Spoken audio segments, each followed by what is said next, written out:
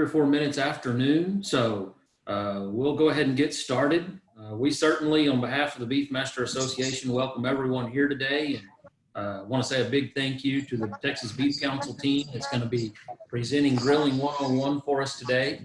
We do have Mr. Russell Woodward, Mr. Jerry McPherson, and Victoria Heller from the Beef Council with us today. So if you have questions as we go through, certainly share those in the question and answer box, and we'll see if we can't get an answer for you, whatever those questions may be. I think today we're going to have Mr. Russell Woodward start off for us. And Russell is the Senior Manager with Channel Marketing with the Texas Beef Council. And in his role, he fosters strategic partnerships and builds programs to strengthen the beef presence within the retail and food sectors. Growing up on a farm in North Texas, Russell knows all too well about how personal producers take growing and raising quality products to meet the consumer demands that are out there today. Russell's been with the Beef Council since 1996, brings a wealth of knowledge and experience from his previous work with NCBA and the National Livestock and Meat Board to his role. By serving on the Texas Restaurant Association Education Foundation Board of Trustees, Russell is able to ensure beef is part of the conversation throughout Texas and among many of the food service sectors. Here we go. Russell, we'll turn it over to you guys and let y'all get us off and running for Grilling 101. Well, outstanding, Colin. Thank you for that very generous introduction there. It's always a pleasure to come out and join everyone and talk a little bit about things we're passionate about, that being beef, and talking a little bit about Grilling 101 today. So that's what Jerry's going to do for us. He's one of our, is our primary grill master and barbecue master, and the master of a lot of things at the office. He's instrumental in helping us with a lot of our events that happen across the state. And one of the things that he gets to do the most of is Grilling 101. So as we venture into this virtual world of doing Grilling 101s, hopefully you'll be able to benefit from this today and take a few tips and or tricks that Jerry's going to share with us so that you can have a great grilling experience and really add a little flair to your next steak that you put out on the grill, or burger for that matter, as we go through. So Jerry's an important part of our team as we move forward and work not only within the channels, but across all of our consumer interfacing programs. So with that, Jerry, I'm going to turn it over to you and let you dive into Grilling 101 today. All right. Well, thank you again. Thank you for having us. Thank you, Russell, for the introduction. Well, we're going to start it off real quick, and we're going to start off with about a 4-minute video, and then we'll kind of stop and interact in between that and kind of move forward. And there's a couple of videos. They're both about 4 or 5 minutes long, so just bear with us, and then we'll go through it all. And feel free to use the questions and post them. We'll get them answered as quickly as we can, and I hope you enjoy this. So here we go. I'm going to share my screen now, and we should get going. Yeah, looking good, Jerry. All right. So we'll get started. Here we go. So the first step in the grilling process is lighting your grill. There's lots of options out on the market today, but the two most common are your gas grill and your charcoal grill. So the first thing we're going to do when we're going to light up our gas grill is make sure that we connect our hose up to our tank, but also make sure that all our knobs are in the off position, and make sure that you didn't leave anything on the grill the night before. Now that we've checked our grates, our knobs are in the off position, now we can hook up our propane tank. Once you have your hose on nice and tight, now you can turn on your propane tank. So once you have your propane tank on, all your knobs are in the off position. On this particular model, all you have to do is turn the knob to the lightning bolt and then push the little button, and it ignites up. Once it is lit and gets up, all you can do is shut your door and now turn your other two knobs on to the lightning bolt, and it will light up. So now let's talk about a charcoal grill. I know we want to use a charcoal grill because it adds flavor to our meat, right? Instead of using a pyramid method or a chimney method of lighting our coals, we're going to teach you a new method today called the grid pattern. Usually a grid pattern is either like a 6x6 or 7x7 grid pattern, single layer on the bottom of your grill. And what dictates the size of your grid pattern is how much meat we're going to be cooking today. So just keep that in mind when we're building our grid pattern. So today we're going to use a 6x6 method. We're going to lay them down in a grid pattern. One single layer gives you about 15 to 20 minutes of heat time when you're cooking. So now that we've decided how much meat we're going to be cooking and we finished doing our grid pattern, now it's time to light our grid. So take your lighter and light it at each corner of your grid pattern.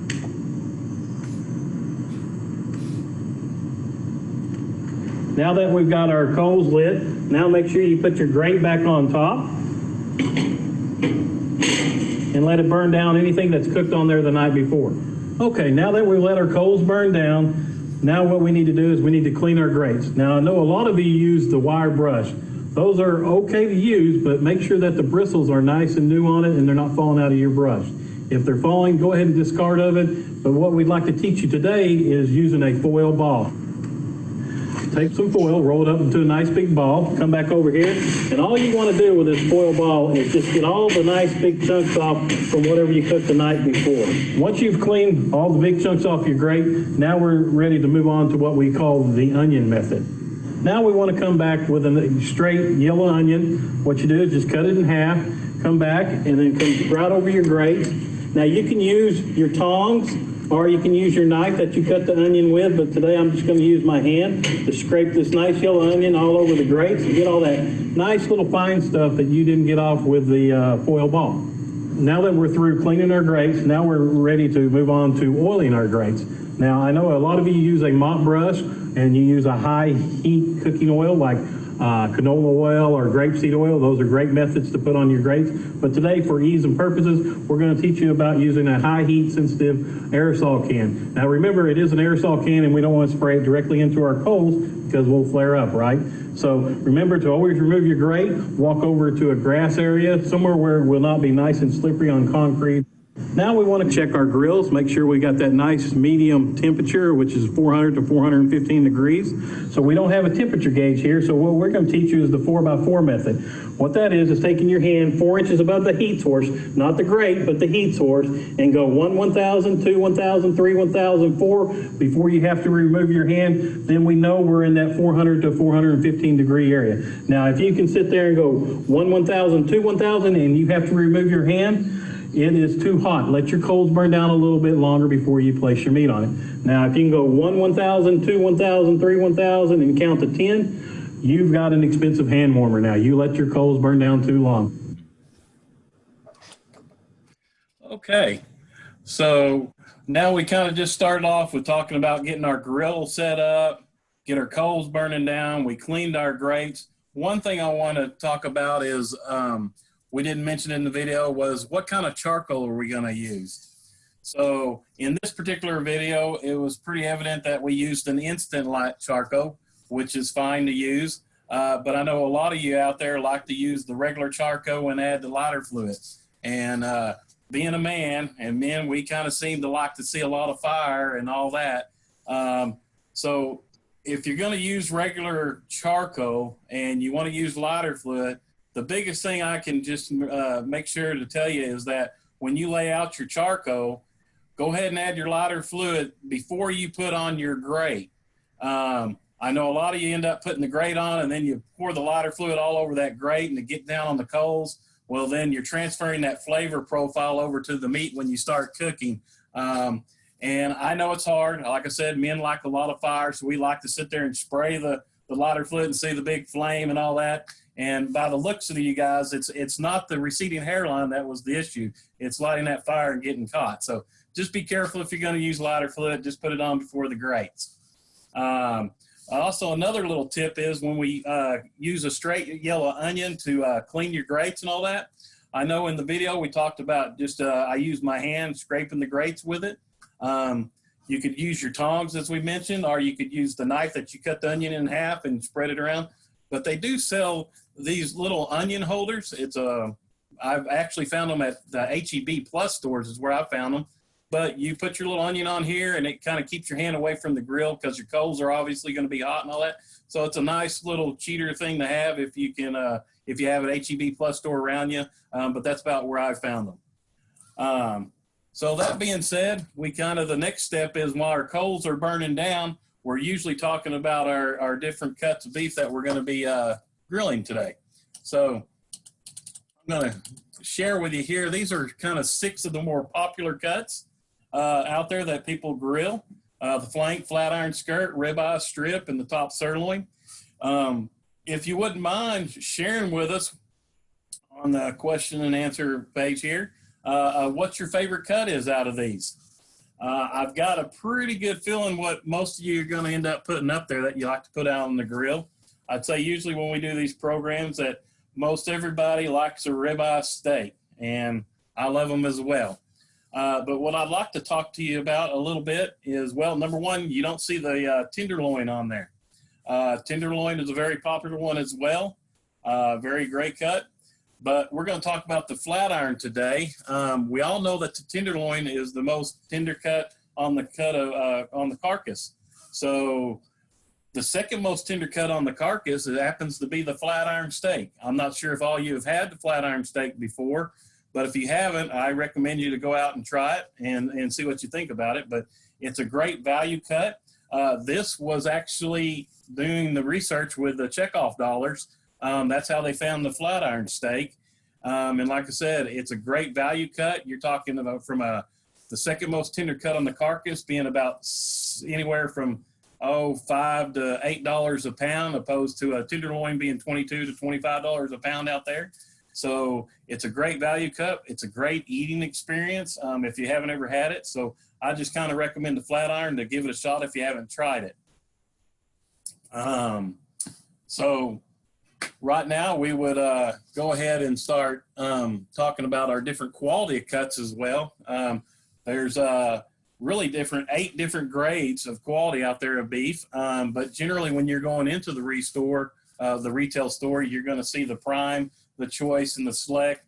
And over the years, we've gotten really better at producing a higher quality cut beef. I want to say, and Russell might be better at this, but I want to say it's probably anywhere from 5 to 6% is prime out in the retail market, I think, and then probably about 75 to 80 on the choice, and then the rest on the select. So the consumers have a great options out there, but this is generally what you're going to find in the retail store.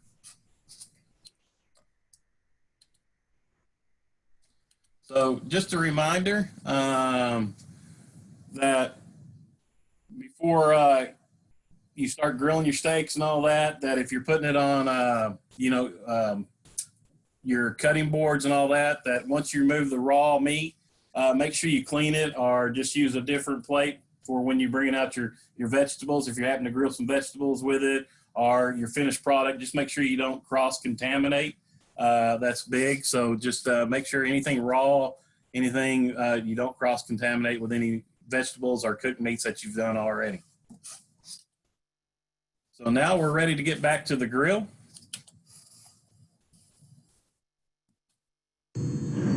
There are many cuts suitable for the grill, but let's take a look at the top 6 cuts for the grill.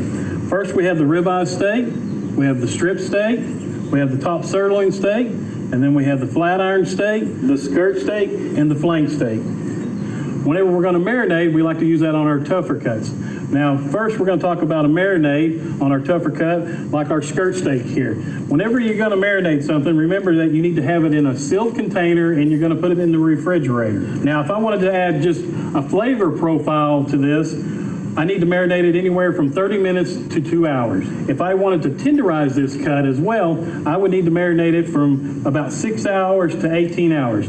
Now, the one thing you need to remember anytime you're going to marinate something is it's going to take on that flavor profile. So if you've got something hot and spicy, just remember that when you're marinated, it's going to take on that flavor profile. Now, whenever we're going to use a dry rub, usually we use that on a more tender cut, like a flat iron or tenderloin or strip steak. The first thing you're going to want to do is add a little bit of olive oil to your steak. If you don't have olive oil, grapeseed oil or canola oil is a high heat oil, so those are great as well. But just a little bit goes a long way. Just put a little bit on your steak, rub it on one side, and then come back and flip it over, and then rub it in on the other side. Now all you're going to do is pick out whatever your dry rub, your favorite seasoning is, and just sprinkle it on top. Give it a nice good coating. Now rub it in real good. Now flip your steak over and then continue to season the other side as well. Okay, now that we've got our coals burned down to our nice medium 400 to 415 degrees, we've seasoned our steaks. Now we're ready to place our steaks on the grill. So tip number one is make sure when placing your steaks on the grill, put them about 1 inch to 1.5 inches inside those coals and leave about 1 inch to 1.5 inches in between each steak. That way you're cooking on an even cook surface. Now that we've got our steaks cooking, the next tip number 2, is we're only going to flip our steaks one time. So how do we know when to flip our steaks? Well, we're going to look for a couple of different things. So the first thing is, have you ever tried to pick up your steak and it stick to the grill? Well, it's not ready to be flipped yet. The third and final tip is we're looking for the moisture on top. Beef is approximately 75% water. So that moisture is going to pull up to the top and it's a sign to say, hey, I'm ready to be flipped. So once you start seeing that pulling of moisture, check your steaks. If it releases off of the grate, now we can flip our steaks.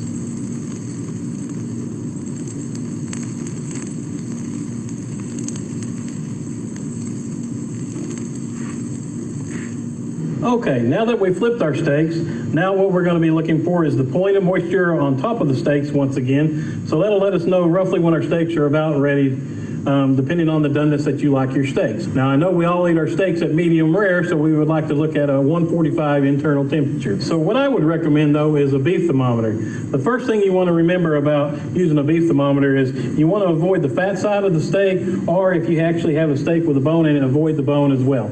So we want to lift up our steak off of the grate, stick in your beef thermometer through the side of the steak, lift it up off of the grates, and wait 5 to 10 seconds, and then your instant read thermometer should come to a steady stop. When you remove your steaks from the grill, allow them to rest for 3 minutes. This will help redistribute the juices. Now while resting, keep in mind the internal temperature will continue to rise.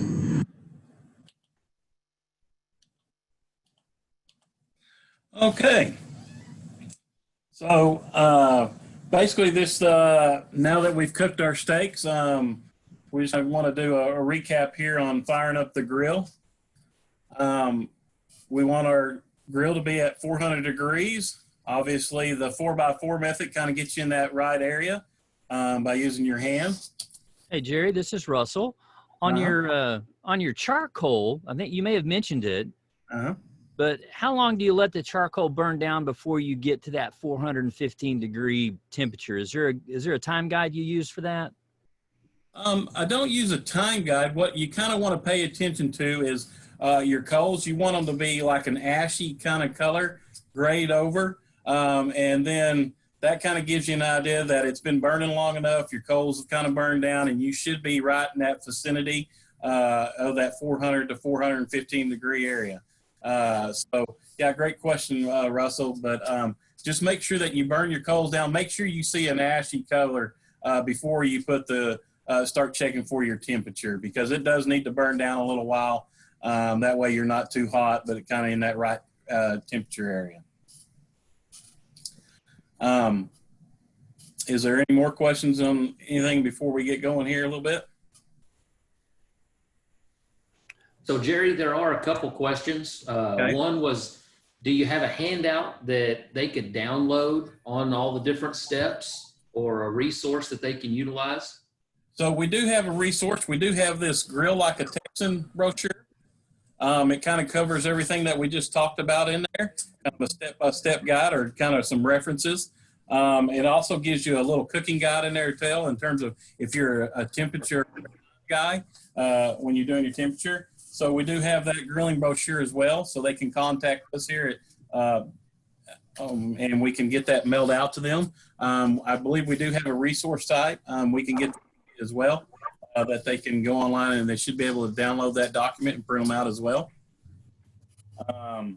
So yeah, we do have some availability for that. Okay, and then one other question was, does it matter the brand of coal that you use? No. So I think whatever's convenient in your area, what you personally like. You know, we're not a brand specific in terms of any like Kingsford or anything like that. It's just kind of when I go around, I go all over the state of Texas. So yeah, some of the national brands are easier to find just in general because of the uniqueness of them being a national brand. But, you know, I have some local ones here that I use. I I've used the Walmart brand. I've used the HEB brand. I've used United brand up in West Texas area. So it just kind of use whatever you feel more comfortable with. They've all seemed to work about the same. I haven't had really any issues. The only ones that I have a hard time lighting sometimes seem to be the bags that have like a mixture of coals and like a wood, like a hickory top charcoal or something. Sometimes they don't seem to light as well for whatever purpose. I don't have a good answer for that, but most of the ones that all the instant lights that I've tried, they've been excellent and have worked well. And when we're doing these programs and just for convenience and all that, I prefer the instant light just because I don't want to transfer that flavor profile of the lighter fluid. So I highly recommend the instant light just because of that, because when you're standing at the grill, you seem like you want to do something. You want to flip or touch those steaks all the time, do something. Your hands are empty. You know, usually you have a beverage in one hand and then you've got tongs or you've got something else in the other hand. And if it's a lighter fluid and you want to see the fire, because we have that tendency, I just avoid that. So I like the instant light. Great. Thank you. Yeah. But so now that we've grilled our steaks, what I tell you, these are kind of some tips to just kind of remember: the 400 degrees, the 4x4. The big thing about cleaning your grates, it's very important that you clean them and that you oil your grates, because when you're going to start seeing that pooling of moisture on your steak, it's going to help release that steak off of the grates. If you cleaned them properly and oiled them, it'll release off of those grates, and then you'll be able to turn that steak a lot easier. I just tell you, it's very important to clean and oil your grates as well. And when you're going to flip it, you definitely want to use tongs. You don't want to use anything for your fork or your knife you used earlier to cut the onion, because you don't want to puncture that steak. You don't want all the juice and the flavor to fall out and all that. So that's why it's very important that you use tongs and nothing sharp or pointy. Just a quick reminder too is that if you like a medium rare steak, or if you like medium, whatever the doneness that you like, is that once you remove that steak, it's going to continue to rise in temperature and cook a little bit more. So we recommend that you take it off about 3 to 5 degrees earlier before your doneness that you like. So if you like a medium steak at 160, take it off about 150, 148 in that area, and let it sit and rest. That's very important, for about 3 to 5 minutes. So once again, so it'll redistribute the juices throughout that steak. And it's going to continue to cook. So that's why you want to take it off a little bit earlier than the doneness that you prefer. Also, as you can see on the picture here, is putting that instant read thermometer through the side of your steak like we talked about. Try to avoid the fat or the bone side, because it's going to be hotter towards the bone side, so it may give you an inaccurate reading. So just be careful. Make sure you do it through the side of the steak and not through the top of it, because if you do it through the top, your temperature gauge will go through it, and then you'll get a misreading on that as well. And I prefer to use a beef thermometer. If you don't have it, I know a lot of people touch it and do that. It's fine, but consistently that you're not going to have that same control over what the temperature is. So I use a temperature gauge. If you don't have one, there's an old little method that if you can make an okay sound, like okay sign like this, and barely touch, and then if you feel underneath your thumb right here in the inside of your palm and push with your index finger, that is a rare steak. That's what a rare steak feels like. Then if you move your middle finger to here and check it, that is a medium rare steak. You can feel the firmness difference. And then if you do your pinky and feel it, you just ruined your steak. You overcooked your steak. So I just kind of let you know, these are little cheat little thingies, but I still highly recommend the beef thermometer to check your steaks. So once again, after you pull your steaks at whatever temperature and rest them and set them aside, it's very important, like I said, to rest it. If there's one thing today that you remember, let the steaks rest. Have a better eating experience if you let them rest. That being said, there's a few videos that were on our top favorite steaks to be grilled, which is a flank steak and a skirt steak. Those are quite a bit different than like your flat irons or your ribeyes and all that because of the way the fibers run on it. And you're usually taking bite-sized pieces out of like a ribeye or a flat iron or tenderloin. But when you're grilling a flank steak or you're grilling a skirt steak and like that, you're usually using those pieces, you're cutting them in long slices because you're going to use it in a salad or a taco or a fajita or something like that. So it's very important that you cut across the grain, as you can see in that picture. That way your meat will pull apart, it'll be more tender, because if you cut it with the grain, it's going to be very chewy and you're going to be chewing on it for a very long time because it's not going to pull apart like it should. So it's very important that you cut across the grain when you're doing those. Hey, Jerry, we had another great question. People put other things on the grill. So whether they're wrapping things in bacon or adding veggies or all sorts of things grill-wise, any comments on adding, say, bacon to a steak and how that could affect your grilling process? Usually I would say they're usually going to take longer. So I'm saying like vegetables or anything, obviously you want to put them on beforehand and start getting them going because your steaks roughly aren't going to take you that long. So that's just my, you can also make a 2-zone type in your grill and make one area a little bit hotter than the other. And that will help by putting your vegetables or something over there and having a little bit higher heat when you're starting off. Because they're going to burn down, obviously, when you start cooking your steaks and all that. So you can do a 2-zone.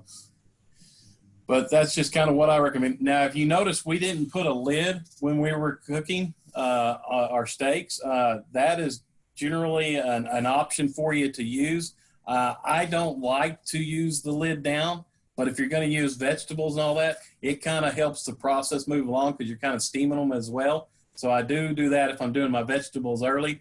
But when I'm grilling my steak, I leave the lid open just for the purposes of I can watch it then, because if you're using something with a lot of marbling inside of it, the dripping, so it's going to flare up on you, so I can keep an eye on it. So I don't want to burn my steak. I want to give it a nice, good heat on it, but I just don't want to burn my steak. So if you got your lid closed and you got a lot of drippings and it starts flaring up, you don't see that. And then when you open up, there's a big flare and kind of you jump back a little bit. So I just I prefer to leave mine open. That way I can watch it. I can see the point of the moisture then. And I know when to flip it. But it's just a preference. It's not the golden rule that you don't use lid or do use a lid. But those are just kind of things to think about when you're going to start grilling and be more consistent about it.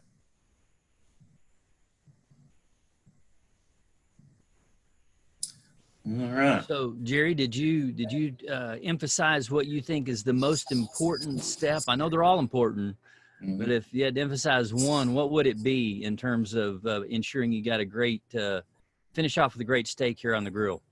Right. Well, I think there's a couple that are important. I think most of all, don't overcook your steak. You don't want to overcook it, so you can always put it back on and cook it a little bit longer if you need to. So that's the first thing. The other thing is sit and let it rest. That's very important. Let those juices redistribute because you don't want to cut into it immediately and lose all that flavor and all that. So those are the two most important things. I do want to touch real quick. I know we talked about the flat iron and grilling it real quick. It is a unique cut as well. So the way they fillet the flat iron out, the fibers run differently on it. So if you start grilling it, you're going to notice that particular cut puffs up when you're grilling it. Almost like you're doing a burger and all that in the sense of that they puff up and all that. So it's a misleading cut of beef if you're not going to use a temperature gauge and you're doing all feel and all that. Just keep that in mind, the way it puffs up. So I recommend a temperature gauge. But the nice thing about a flat iron is if you do like a more done steak, more to the medium well area, that is a perfect steak for someone because they're still going to be able to get a nice eating experience out of it because it's a nice tender cut. And then the other thing I want to mention real quick is that when we're talking a 400 to 415 degree grill, and we're only going to flip our steaks once, we're talking about steaks are generally about 1 inch to 1.25 inches thick. If you start getting into those 2-inch to 2.5-inch thick steaks, you're going to probably flip it more than once because you don't want to burn one side or the other on it. So just keep that in mind. The thicknesses of them will be a little bit different because we didn't have tenderloin on there. And usually if you got a tenderloin, that's at least a 2-inch, 2.5-inch thick cut. So you're going to probably have to flip those a little bit more often. So just keep that in mind also when you're grilling the thickness of your steaks. You'll get a nice, great eating experience between 1 inch and 1.25 inches. But I knew some of you do like a thicker steak. So just keep that in mind when you're grilling.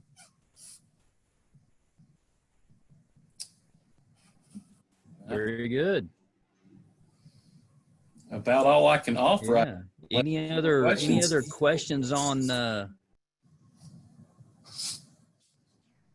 grilling? Jerry, I think it might be helpful to give everybody some background on why we do grilling 101s and typically who's our target audience when we do those. Well, I'd say our target audience is people that aren't feeling comfortable about the grill, really. There's a lot of people out here that get barbecuing and grilling mixed up too as well. So barbecuing is smoking, and it's a whole different game than grilling. So people need to feel comfortable about it. We hit a lot of different age groups. We have our beef team members that are out there, and they're going to range from, adults, young adults to the older adults, but we also hit youth groups in terms of grilling. There's a lot of people out there that have never grilled before, that aren't comfortable with it. They're scared of the charcoal, the flames and all that. So we're just trying to get them comfortable with it, so they can grill and buy more beef and grill on it. The more comfortable they're going to feel out there, obviously they're going to purchase more beef. They're going to cook more steaks. But a lot of these young adults that we see, this is the first steak that they've ever had. They come from different income levels and all that. And automatically they assume that steaks are too expensive and things of that nature. So, we can start them off with a flat iron steak that's a great value cut. It's really inexpensive opposed to some of the other steaks, and just show them that there is other opportunities that they can experience that and get out on the grill and learn how to do it properly. That being said, we didn't talk about ground beef in terms of burgers and all that, but you're going to use the same temperature as you do on your steaks, on your heating your coals and all that at 400 degrees to cook a burger. So if you want to teach someone how to cook a hamburger, this is a great same steps that you're going to teach them. You clean your grates, you have the same temperature. The only difference is on a hamburger on ground beef, whenever you're doing the temperature, it needs to be at least 160 internal temperature. We call it safe and savory at 160. So you need to at least hit that temperature, anything that's ground up and put together. But the same techniques apply to whether you're cooking a burger or steak. Jerry, we had another question about the differences between marinated versus dry rub. Is it just a preference? Just a preference. I prefer dry rub just because it's quick and easier. The marinade, you have to sit there and, you can marinate, really marinate something, put it in the refrigerator, but you also make sure that it's in a sealed container. Make sure you actually have a plate or something underneath it in case it's going to leak while it's in the refrigerator. If you happen to be out at a park or somewhere like that, just make sure you've got it in some sealed container as well, but on ice, keep it nice and cold. But I prefer a dry rub just because of that. It's more easy and convenient. But if you're going to do the marinade, you can do that before you even start your coals. Then by the time your coals burn down and all that, that usually takes about 15 to 20 minutes. So you're going to add a little bit of flavor to it. You're not going to break down any tissues or fibers. You're not going to tenderize it, really. You're just kind of adding the flavor at that point.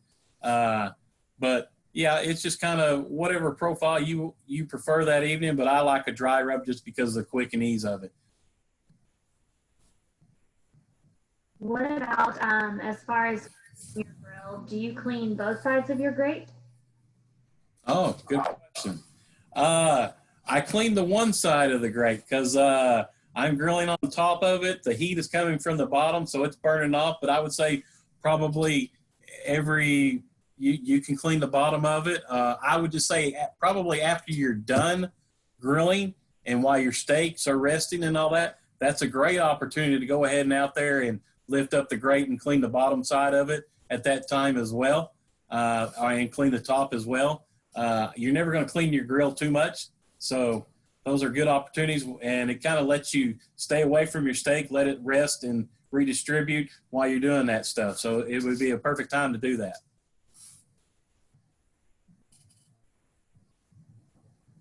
There's one other question. It looks like it's not completely, I know what she's asking.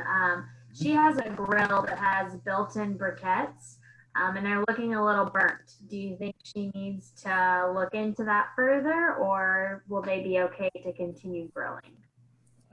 Well, I would say without seeing them and all that, if you feel uncomfortable about it, it's probably a good time to get them replaced and do that. I don't know I would just go off the manufacturer's recommendations on things like that. I don't know off the top hand what she has and all that. So the safest answer I would have for you is if you feel uncomfortable with them at that point, then I would go ahead and get them changed out or refer to your manufacturer and see what they tell you. Safety first is my philosophy. I think that's all of the questions we have right now, but feel free to drop some more into the Q&A box if you have anything you would like us to answer. Right. Well, thank y'all again. And I'll pass this, move this along to Russell now. Very good. Good job, Jerry. Always fun to hear all of those grilling steps and making sure you get the temperature, the right spot on your coals and all those things, and make sure that you have a great steak eating experience. Learned a lot from Jerry over the years in terms of making that happen. I want to wrap up here with a few final thoughts on a balanced meal. I think one of the things that over the years as we have worked with our registered dietitian community is the company that we keep as a beef item on center of the plate. We work with a lot of chefs, and the center of the plate is very important with that protein, specifically beef. And so when we think about the company we keep, a lot of times we get accused of having Coke and French fries and too many potatoes or something like that. But, you know, all of those nutrients are important for us. And so it's about the color and balance of your plate. I know the dietitians like to see things that are colorful. So having lots of reds and greens and things on your plate, because we get all of those nutrients from all those foods that we eat, including beef. And so one of the things that they work on really diligently throughout the year is to ensure that animal proteins maintain a role in a healthy eating pattern. As we think about that for beef, you know, a 3-ounce portion, whether that's a burger patty or a steak or a roast or whatever the item is that we're cooking, typically only has about 150 calories. And if you think about that in a 2,000 calorie diet, that's less than 10% of your calorie intake for the day in one 3-ounce portion, yet you're getting for that greater than 10% of the daily value of 10 essential nutrients. The ones that are more popular, you've probably heard us talk about or even maybe shared with your friends and neighbors, is that zinc, iron, and protein, or ZIP acronym that we like to use a lot. But the reason we use that is because it's important, because of those greater than 10% of those essential nutrients that you get. For zinc, you get 33% of your daily value in one 3-ounce portion of beef. For iron, I believe that number is close to 12%. So that's an important nutrient that a lot of Americans are deficient in, and a lot of populations around the world as well. But most importantly, we get almost 50%, right at 48% of our daily value from protein comes from one 3-ounce portion of beef. We get about 25 grams actually of protein in that. And that's important as we think about that, because a lot of times we want to consume all of our protein either at lunch or dinner with a big meal. But we're learning through our research and through science and through the work of the checkoff that balancing that protein intake throughout the day is very important. You may have seen that we talk about getting 25 to 30 grams in the morning and 25 to 30 grams at lunch, and then another 25 to 30 grams at dinner. And that's really falls within those dietary guidelines of 2 to 3 3-ounce portions of protein, beef, a day. And if we balance that, our body can utilize that, synthesize that protein, and utilize all of those 9 essential amino acids that we get from a complete protein like beef. It's pretty important for us as we think about that. So lots of things that you can study on there. You can go to some resources that we have available on beeflovingtexans.com. You can click on the nutrition tab there. And even look at beefitswhatsfordinner.com and click on the nutrition tab as well. I believe on the beeflovingtexans.com, it's called Healthy Living tab specifically. It's top center. It's hard to miss, and you can gain some more insight on that protein conversation. And then a couple of final things here in terms of fatty acid profile. So fat was our, I'm going to say, enemy for many years as we fought that battle. But now as we come back, people are learning that fat can be our friend sometimes. Olive oils and good fats from things like avocados, we're turning the tide there in terms of understanding fat and its role. And specifically through the research that we've done, those elements of the fatty acids that are important for us. So we get, if we look at a 3-ounce portion of beef, and the fatty acid profile of that, about half of the fatty acid profile is a monounsaturated fat, like olive oil we find in beef. And so a healthy fat, and you find that in lots of other foods like avocados as well. So we have a really good story to tell in terms of that fatty acid profile. The one that we get dinged on sometimes is the saturated fatty acid profile. And we've got about 45% of the fatty acids in it are saturated fats, and a little bit of about 4% that's polyunsaturated. But when we break down that fatty acid profile and specifically look at those saturated fatty acids, about a third of that is stearic acid.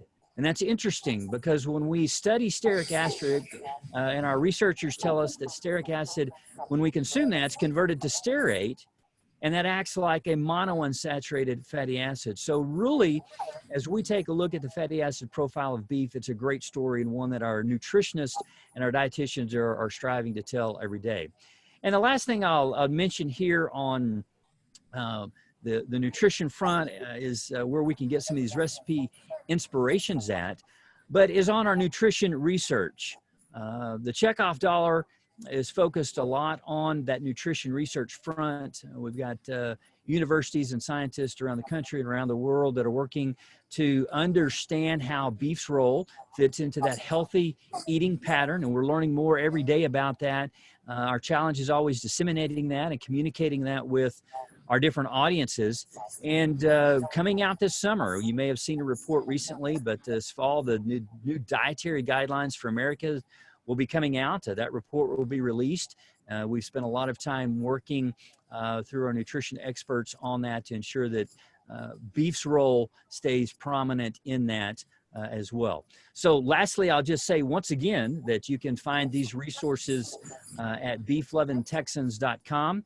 You can get recipe inspirations there, more information on Jerry's grilling stuff, as well as that healthy living tab, as well as beefitswhatsfordinner.com. So with that, I'll conclude my remarks on the nutrition area, and then let Jerry, if there's any additional questions that we can answer about grilling or nutrition for that matter. We've really appreciate the opportunity to be a guest here with you today and share with you a little bit about grilling and nutrition.